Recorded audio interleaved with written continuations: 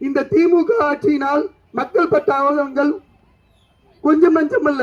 ஏனென்றால் கடந்த 5 ஆண்டுகளில் ஒவ்வொரு குடும்பமும் 7,60,000 ரூபாய் இழந்திருக்கிறோம். அதாவது உங்களுக்கு மாதம் 1000 ரூபாய் கொடுத்தால் கூட 3 வருடங்கள் மட்டும்தான் 36,000 ரூபாய் தான் கொடுத்துள்ளார்கள். மீண்டும் உள்ள சொச்சத்தை நாம் பெற வேண்டுமே தவிர அவர்கள் இங்கு ஓட்டுக்கு நான் பணம் கொடுத்துள்ளேன், அதிகமாக கொடுத்துடுவேன், நான் இந்த தொகுதிக்கு சேவை செய்ய வந்து, நீங்கள் சேவை செய்ய வரவில்லை.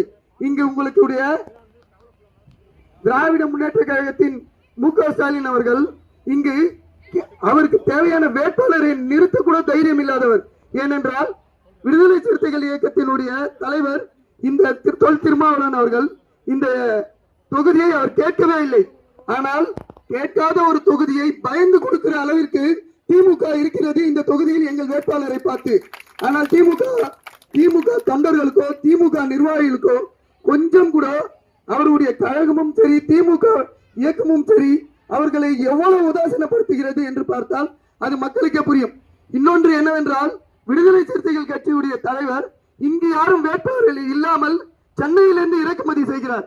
அதாவது அவர்களுக்கும் நீங்கள் அதிமுகவை எதிர்க்கவோ திராணி இல்லாத இயக்கம் இங்கே நம்மளை எதிர்க்கிறது.